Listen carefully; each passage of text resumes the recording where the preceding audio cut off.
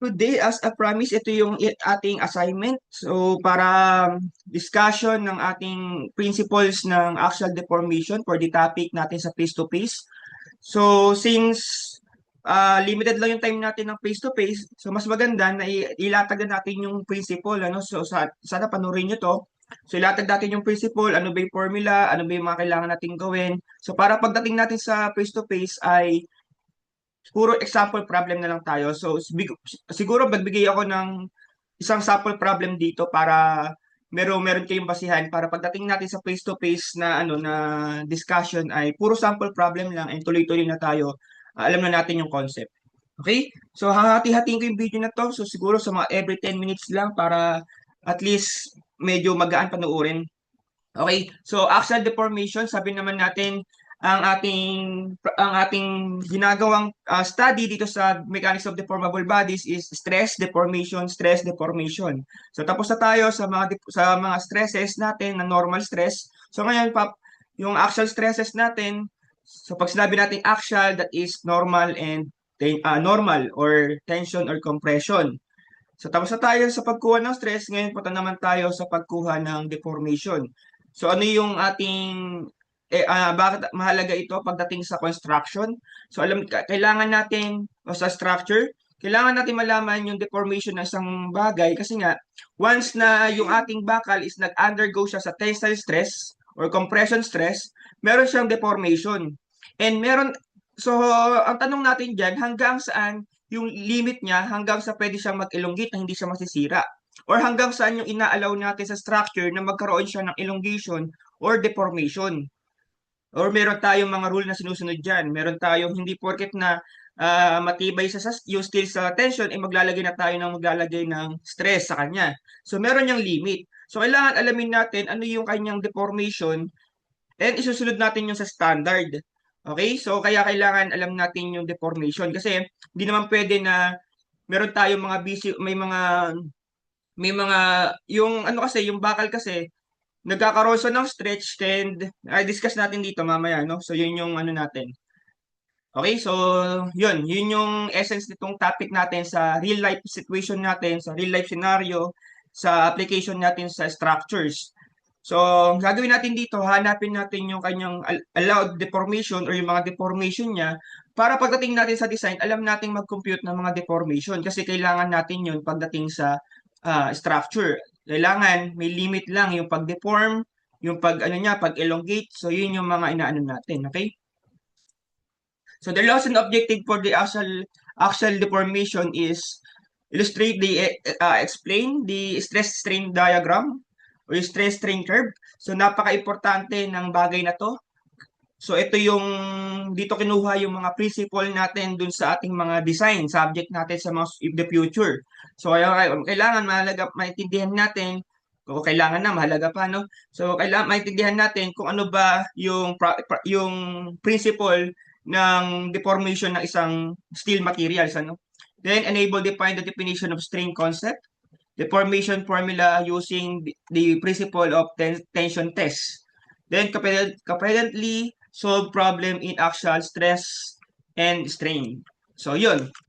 For introduction ng strain natin, an object or medium under stress become deformed. Alam naman natin yan. Na kapag nagkakaroon tayo ng stress, lagi yung may deformation, visible or hindi,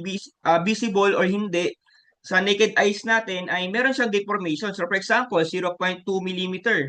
So hindi mo kayang makita yon, yung difference ng dalawang yon. Or 1 millimeter, mahirap makita yung difference ng dalawang yon.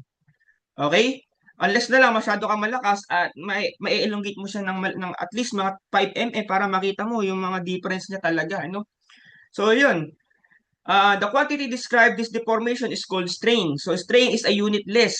So dinidescribe lang yung ating deformation using strain. Sig sabihin gaano siya lumaki from the original, gaano siya lumiit from the original. So yun yung tinatawag nating strain. So it is the quantity that describe deformation. So wala itong unit kasi this is the ratio between the deformation. So ang ating strain, ang symbol ng strain natin ay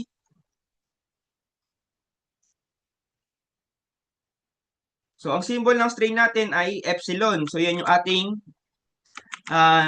ating symbol. So, ang ano natin diyan, ang ating formula is change ng length, or that is deformation over to original length. So, deformation, so delta D, kasi nga that is deformation over length. So, sabihin, yan yung wala isang unit kasi mm or meter by meter yan. Kaya wala tayong unit yan. So, yan yung ating deformation. So, yun. Then, the universal testing machine. So, ano ba tong universal testing machine? So, para maintindihan natin yung properties ng isang bakal, kailangan malaman natin gaano ba siya katibay, gaano siya katatag, patigtating sa tension members natin or compression. So, dito pumapasok yung tinatawag natin na UTM.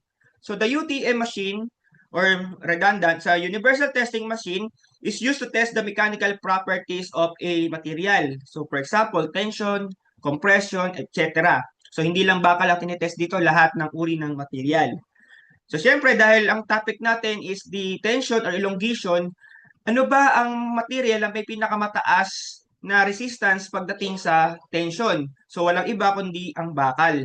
So, para malaman natin yung mga tanong na gaano katibay yung bakal, gaano kalakas siya, or gaano siya, gaano hanggang sa yung kaya niyang i-elongate, yung hanggang kailan siya bago masira. So yun yung mga kailangan nating malaman patungkol dun sa sa bakal natin.